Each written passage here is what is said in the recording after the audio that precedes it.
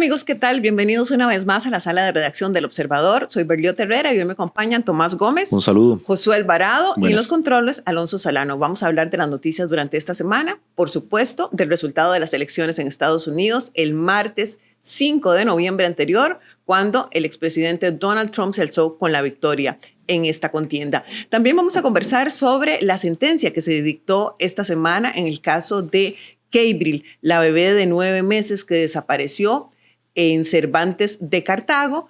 Conversaremos, por supuesto, sobre lo que ha pasado con el BCR, el mandato que le dio Sujeval de trasladar $70 millones al BCR SAFI, y también hablaremos de la visita del presidente de El Salvador, Nayib Bukele, quien este fin de semana llega a Costa Rica inicialmente para pasar unos días con su familia y a partir del lunes próximo en visita oficial. Y por supuesto arrancaremos diciendo que hoy que estamos grabando esta sala de redacción tenemos el embate de un mal tiempo y para hoy viernes se anuncia que llega la onda tropical número 45, cuando ayer se atendieron ya al menos 62 emergencias. Eso es lo que dictaba la Comisión Nacional de Emergencias, siendo el caso más grave, sin duda, la muerte de un pequeño de 4 años en Cartago, producto de un terraplén, pero además hubo inundaciones. Anoche la IA anunció que sacaba de operaciones el bombeo en su planta en Santa Ana, por el mal tiempo y la crecida del río Virilla que había en este momento. Y bueno, esperemos que hoy los resultados no sean tan dramáticos para todos y todas las costarricenses. Arranquemos, Tomás, hablando de Gabriel inicialmente, porque se dictó sentencia contra un sujeto de apellido Casasola, quien inicialmente era sospechoso de haber sustraído a la bebé. De acuerdo con el OIJ, incluso hablaban de que él mató a la niña. Sin embargo, eso no se pudo probar durante el juicio, pero esta semana se dictó sentencia contra ese sujeto. Año y medio después de que se desapareció Gabriel en Cartago es cuando ya se está resolviendo este proceso, que está dividido en 2 fases. Una, que fue la que se revisó en los últimos días, que fue la desaparición de la bebé y los delitos sexuales productos de los cuales esa niña había fallecido. Hay un elemento familiar muy complicado, pero que sin duda marcó el juicio.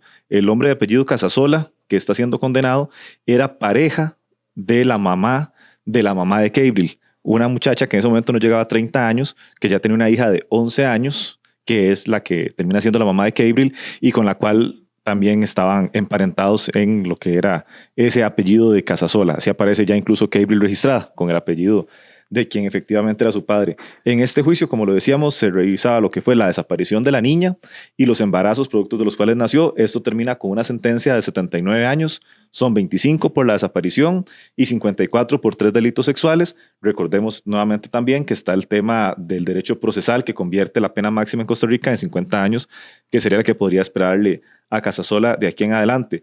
Hay un segundo expediente, cuando el OIJ sí establece la teoría de que Gabriel lamentablemente habría fallecido, pero ese está en investigación todavía y será más adelante, cuando avance esta investigación, que haya un juicio únicamente para la parte del fallecimiento. Sin embargo, lo que tenía que ver con los otros delitos, ya queda en firme esta sentencia.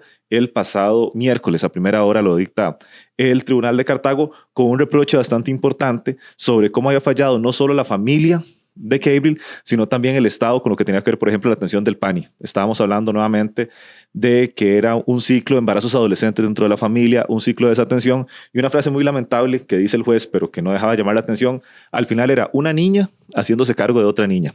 Era esta muchacha que ya tiene 15 años, en ese momento tenía 12, que era la mamá de Gabriel, que tenía que salir a hacer rifas, a vender números y a conseguir otros fondos para poder hacerse cargo de la bebé a la que estaba atendiendo y que le había llegado a un momento muy temprano.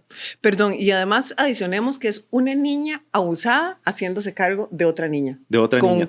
Con un final dramático que todavía no conocemos. Y quién sabe si conoceremos. Y en un círculo de abusos que estaba dentro de su propia casa, cuando supuestamente debería ser el espacio donde debería estar siendo más protegida, más cuidada, y que también se insistía, había casi que una trama inicial de los abusos, de hacer dependiente a esa niña del padrastro que finalmente está siendo condenado tanto por violarla como por desaparecerle a su bebé. Y también había una hipótesis muy importante que el tribunal termina dándole validez, y fue que desde que estaba Gabriel en gestación, es decir, ni siquiera había nacido, ya su padrastro, que finalmente era su papá también, estaba buscando la forma de desaparecerla. entre las propuestas que habían y que así también lo mantiene la sentencia, habló, por ejemplo, de un aborto, habló, por ejemplo, de ahogar a la bebé con una almohada, y finalmente lo que cobró fuerza es la teoría de que fue la desaparición la que también habría cobrado la vida de esta menor. Repetimos, tenía 9 meses apenas. Absolutamente lamentable y doloroso las noticias y los relatos que se escucharon durante este juicio, que realmente a todos nos ponen a pensar, bueno, está en la cárcel, Casasola. Que por cierto pidió un tratamiento especial. Él decía que su seguridad puede estar amenazada porque ya en otras cárceles del país está trascendiendo la noticia de qué es lo que le estaban imputando. Él pedía una adecuación que finalmente el tribunal tampoco le aceptó. Se le imputó el abuso de la mamá de Gabriel y la desaparición de la niña. Y la desaparición de la niña. No se ha podido probar el desenlace de la niña. El desenlace de la niña va a ser otro juicio que más adelante tiene que terminar primero la investigación y posteriormente en la convocatoria a todo lo que tiene que ver ya con el juicio, que también esperemos tenga una respuesta un poquito más clara, porque el otro tema que también se reprocha es que este es el momento en que ya hay una sentencia, ya hay una condena, pero nadie sabe ni dónde está Gabriel ni qué le pasó finalmente para poder tener una respuesta. Qué lamentable. Josué, conversemos sobre el BCR, porque lo que ocurrió con el Banco de Costa Rica es que Sujeval le ordenó que tenía que trasladar $70 millones al BCR Safi. Y recordemos que el problema que tiene el BCR Safi es que aparentemente habría hecho unos malos negocios que han hecho poner en aprietos y muy acongojados a los inversionistas. Son cerca de 1.500 inversionistas privados. El BCR, la junta directiva y el banco han defendido que el BCR no le corresponde trasladar esos $70 millones porque son $70 millones de un banco público, es decir, por ende son fondos públicos a un fondo privado, que lo que tiene son fondos de 1.500 inversionistas privados. Sin embargo, el ministro de Hacienda opina diferente. Exacto, han sido semanas complicadas para el BCR en medio de este caso. Hay dos momentos, creo que hay que separarlos. En un primer momento, Sujeval le pide a BCR pasarle 22.000 millones de colones a BCR Safi, que finalmente termina siendo como una de sus empresas, una sociedad de su propiedad, ¿verdad? Decía don Douglas Soto, el gerente del BCR, que era como pasarse plata de un bolsillo a otro. Sin embargo, en las últimas horas trasciende que el Sujeval está pidiendo trasladarle ya no a la SAFI, sino al fondo que administra a estos 1.500 inversionistas, en este caso $70 millones, que son aproximadamente 35.000 millones de colones. Pero en este caso, el BCR dice que no tiene, que no debería de pasarlos porque son fondos públicos. De hecho, ya reclamó ante Sujeval. Y en el primer momento, con los primeros 22.000 millones de colones, eso sí los pasó. Pero esta semana justamente publicamos el contenido de las actas de junta directiva del banco, donde se discute esta capitalización que hace inicialmente BCR a BCR Safi por 22.000 millones. Y los directivos, entre lo que consideran es que tienen que pasar estos 22.000 millones de colones porque existe la posibilidad de que si no lo hacen, en la opinión pública, se crea que el banco no tiene la fortaleza suficiente para atender esa situación y entonces existe la posibilidad de que se vayan clientes, de que haya flujo de capitales y de que haya también un daño reputacional a BCR. Por eso es que BCR hace esta primera capitalización de 22.000 millones de colones a su SAFI, pero ahora le están pidiendo 70 millones de dólares que no van para la SAFI, no van para su empresa, sino que van para este fondo privado y que serviría para paliar, digamos, de alguna forma, para hacerle frente a ese mal negocio del que usted hablaba, que fue la compra del Parque Empresarial del Pacífico en el 2020, una compra que ya se investiga en el Ministerio Público, una compra de la que también está enterada Sujeval. De hecho, todas estas acciones y estas órdenes que da Sujeval es por la investigación que también está haciendo. Y bueno, ahora lo que hace falta es esperar si Sujeval le da la oportunidad al BCR de no trasladar esos 70 millones de dólares o si sostiene la orden de que se tienen que trasladar. Y bueno, como usted ya decía, hablamos con don Nogui, con el ministro, y él defiende a los inversionistas. Y básicamente lo que están diciendo es, en cualquier banco ocurre esta situación y el banco tienen, como decimos en Tico, que apechugar con el mal negocio y entonces hacer ese fondeo, digamos, trasladar esos fondos. El tema aquí es que, como son bancos estatales, estamos hablando de fondos públicos. Digamos que eso no está previsto y eso es lo que decía precisamente el ministro de Hacienda, Nogui Acosta. De lo que le toca al banco es responder. Luego está la discusión de si son fondos públicos y la otra discusión es quién es el responsable de lo que pasó. Exacto. Sí, bueno, cuando conversamos con don Nogui nos dice inicialmente eso, ¿verdad? Que en casos como estos, quien se protege o los derechos de quienes se protegen son los derechos de los inversionistas. Son 1.500 aproximadamente, incluidos algunos fondos de pensiones del país, ¿verdad? Que deciden invertir lo que van recolectando de las pensiones de las personas en algún fondo, valga la redundancia, de inversión, como este que administra SAFI y que ahora se ve en serios problemas. Es importante recordar que en medio de todo este escándalo, la SAFI lleva desde febrero de este año reportando rendimientos negativos, lo que la SAFI esperaba que mejorara con el paso de los meses. No ha mejorado, siguen siendo rendimientos negativos los que reporta la SAFI en medio de todo este escándalo, si es que se le puede llamar de esta forma. Y algo reciente que también pasa es que hace un par de semanas, tal vez la Procuraduría General de la República le dice al banco que sí tiene responsabilidad por lo que ocurra con la SAFI, que finalmente es una subsidiaria, es propiedad suya, el banco es propietario 100% de la SAFI, entonces responde tanto de forma reputacional, porque la gente que invierte en SAFI también decide invertir porque tiene el apoyo de BCR, pero también el BCR tiene que poner a responder de su patrimonio las cosas que ocurran en la SAFI, es lo que ya se está prácticamente materializando. Bueno, no ha hecho el BCR ese traslado de fondos. No. Bueno, y tiene plazo para hacerlo. Hasta el 31 de diciembre, no, mentira, tenía un mes, la Sujeval le dio un mes al BCR para presentar el plan para pasar estos 70 millones de dólares. Los primeros ya están aprobados, los primeros 22,000 millones de colones. El Sujeval le dio un mes para presentar el plan de cómo van a pasar estos 70 millones de dólares. Sin embargo, BCR presentó 2 recursos de revocatoria, ahora están pendientes que se resuelva para ver si Sujeval mantiene la orden o si se le da alguna oportunidad al BCR de no trasladar estos fondos públicos. Bueno, vamos a estar dando seguimiento a esta noticia. Usted puede seguir encontrando todos los detalles en observador.cr porque ahí Josué está muy atento de esta información. 5 de noviembre, martes 5 de noviembre, llegaron las elecciones en Estados Unidos. Las encuestas decían que parecía un empate técnico entre Kamala Harris y el expresidente Donald Trump.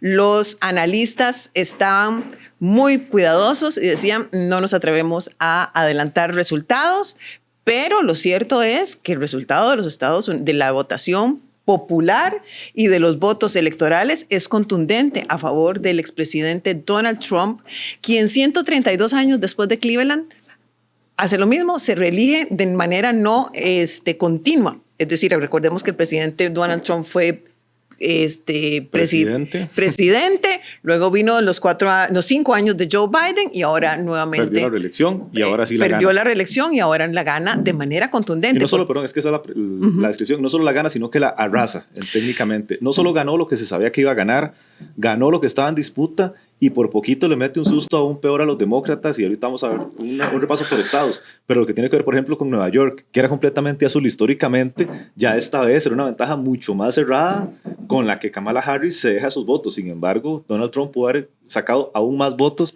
de los que de por 301 votos electorales. Se está hablando que podría alcanzar el expresidente Donald Trump, pero además de eso le voy a adicionar elementos por los cuales los demócratas han estado un poco silenciosos después de este resultado. No solo ganó como presidente de manera contundente, como estamos diciendo, todos los estados péndulos se inclinaron por el Partido Republicano, sino además que ganó el Senado y ganó la Cámara de Representantes. Entonces, recordemos que años atrás, cuando el presidente Donald Trump quiere construir el muro con México, parte de lo que frenó su proyecto era que no conseguía la aprobación del Senado para tener todos los fondos que él quería destinar a la construcción del muro. Ahora prácticamente está en posición de hacer lo que quiere. Lo que quiere, y también con el otro detalle, Donald Trump, las últimas 2 elecciones, él había perdido el voto popular. Tanto Hillary Clinton como Joe Biden le habían ganado el voto indirecto, perdón. Ahora la diferencia está en que también el voto popular quedó a su favor. El último conteo aproximado eran 73 millones de votos para Trump, 69 para Kamala. Entonces eso también habla de una diferencia en cómo Estados Unidos, su demografía, también hizo un cambio en el perfil político que estaba apoyando. Bueno, leía un análisis de BBC durante esta semana que publicamos en El Observador, que una de las, o sea, ¿por qué perdió Kamala Harris? Y entonces una de las cosas que se hablaba es que ella no logró, y realmente pienso que tuvo bastante poco tiempo de campaña, no logró desvincularse de una gestión muy impopular del presidente Joe Biden. Si bien en el tema económico en este momento Estados Unidos está bien, los números económicos lo muestran fuerte, lo cierto es que hay temas que posiblemente están resintiendo mucho los estadounidenses y uno de esos tiene que ver con la inmigración.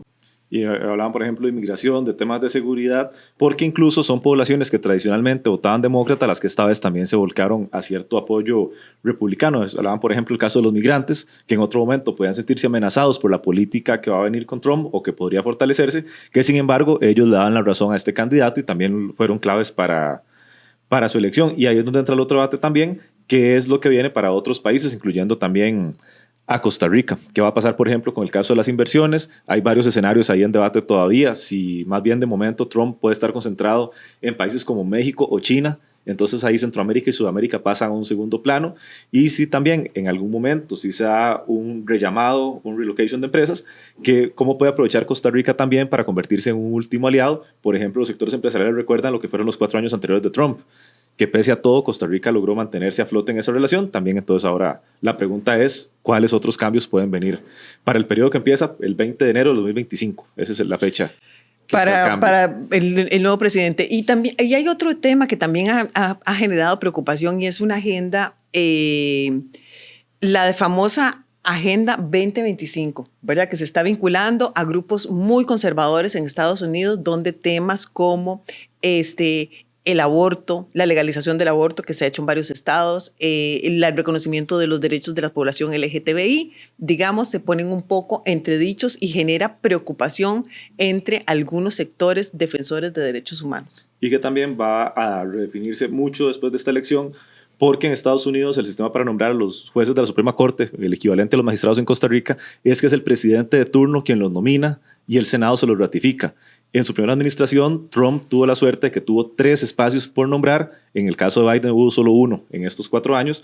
Y ahora, en los años venideros, calculan que por lo menos 2 jueces, por un tema de edad o salud, podrían o fallecer o retirarse de la Suprema Corte. Entonces también son 2 cupos que van a ser claves para mantener las líneas jurisprudenciales o las líneas políticas que puedan estarse promoviendo en Washington. Esto también es un punto que tal vez no pasa tan en el foco de la elección, pero que va a ser definitivo. En este momento, perdón, ellos dicen la Corte está 6-3, 6 conservadores, 3 un poco más progresistas. Podría entonces ahora finalmente, si se da ese cambio, quedar 8-9 o totalmente 9, que también, y ahí, perdón, el otro detalle, son puestos vitalicios. Entonces podría extenderse aún por más tiempo la influencia de una línea más conservadora en la política de Estados Unidos. Bueno, la Agenda 2025, que es la que ha llamado la atención de algunos o genera preocupación entre algunos sectores, esboza cuatro objetivos principales, que son restaurar la familia como pieza central de la vida de los estadounidenses, desmantelar el Estado administrativo, defender la soberanía y las fronteras de la nación y garantizar los derechos individuales otorgados por Dios para vivir libremente. Vinculados a la Fundación Heritage, que podría ser parte de la agenda de gobierno de Donald Trump. Esto está por verse, pero lo otro que provoca también un poco de preocupación, digamos, en algunos sectores, es que lo que se hablaba, el presidente Donald Trump después de este mandato no tiene posibilidad de reelegirse y entonces hay quienes dicen que va a tener mucho más libertad para llevar adelante su proyecto de gobierno para Estados Unidos. Son líneas que también vamos a ir conociendo los próximos días. Obviamente en el Observador también le damos todo el seguimiento porque ya empieza, por ejemplo, la nominación de quiénes van a ser sus secretarios, sus ministros, que también define mucho o empieza por lo menos a ilustrar cuáles serían las posibles líneas. A ver si se habla de algunos de sus colaboradores más cercanos. Más cercanos, y otros que no tienen un perfil tan político porque sí estarían participando. El caso estrella, el de Elon Musk, que posiblemente se le haya prometido un cargo para administrar o reorganizar lo que son los puestos burocráticos. Marco Rubio, senador por Florida, posiblemente en la Secretaría de Estado, lo que sería un cambio de paradigma total, por ejemplo, con Cuba, con Nicaragua, con Venezuela, a como se ha visto hasta ahora, y otros perfiles, por ejemplo, Mike Pompeo, que había sido el secretario de Estado la vez pasada, ahora posiblemente sea secretario de Defensa. Y también el peso del ejército es clave recordemos para que cualquier política. la relación de Donald Trump en su antiguo mandato con los líderes de la defensa de Estados Unidos no fue muy cordial, fue más bien tirante. Vamos a ver cómo ocurre. Bueno, y lo otro es, Tomás, que tenemos, este sábado llega al país el presidente de El Salvador, Nayib Bukele. Inicialmente, recordemos que el presidente tiene familia en Costa Rica y ha venido varias veces de visita personal. En esta ocasión, el sábado y domingo va a estar con su familia, que fue lo que informó el canciller Arnoldo André, y a partir del lunes tiene una visita de Estado, que comienza con una serie de actividades y se le va a entregar se le va a otorgar la Orden Nacional de Juan Mora Fernández en el grado de Gran Cruz Plata de Oro, que es una condecoración que da el gobierno de Costa Rica, que muy pocas veces se ha otorgado, ¿verdad? Sobre todo los jefes de Estado, es básicamente Exacto. cuando se otorga en este nivel. Y posteriormente, el martes, tiene una visita a la Reforma. Uno de los puntos más esperados de cuáles son todos los alcances que se va a tener. El presidente Bukele, una de las cosas que le ha dado fama, hay que decirlo, a nivel mundial, ha sido la estrategia de seguridad que se implementó en El Salvador. Un punto clave ha sido lo que pasaba con las cárceles, el trabajo para los reos y también un centro especializado que se hizo para quienes formaban parte de las maras anteriormente. Hay que ver. La megacárcel de Bukele. La famosa megacárcel. De la que todo el mundo habla. El centro de contención del terrorismo es como el nombre que se le dio. Y ahora también, en una visita a la Reforma, vamos a ver si es que se va a ver alguna política similar, si se va a analizar muchas variables que están en juego. Pues vamos a esperar también el martes, es que sea específicamente la visita a la Reforma. No ha dado el gobierno mayor detalle. Lo que dijo el canciller era que la intención era mostrarle las diferentes realidades del país, bastante poco usual, porque no me acuerdo de ningún mandatario visitante a este país que se le haya llevado a una prisión para mostrar las diferentes realidades del país. Sin duda uno tendría que pensar, sin duda uno tiende a pensar que van a escuchar la opinión del presidente Bukele sobre el tema de cárceles y cómo está la reforma posiblemente versus lo que está implementando el presidente Bukele, que muy criticado a nivel internacional y por organismos de derechos internacionales, sobre todo porque recordemos que hacía unas redadas enormes donde todos los que eran capturados en esas redadas iban a dar a la cárcel. Lo que se decía es que no se garantizaban los derechos de esas personas. Esa es la crítica que he recibido. Pero por otro lado, le devolvió la seguridad a El Salvador, que es un país que entró en una profunda crisis de seguridad precisamente debido a este fenómeno de las maras. Así que también el martes vamos a tener toda la información sobre la visita de Bukele a Costa Rica y el tiempo ya se pasó volando. Así que gracias, Tomás. Gracias, Josué. Muchas gracias, Alonso. Y por supuesto, gracias a ustedes por acompañarnos una vez más en Sala de Redacción. Lo invitamos para que nos busque en Spotify, en YouTube, en Facebook, en Instagram y por supuesto toda la información en observador.cr. Que esté muy bien.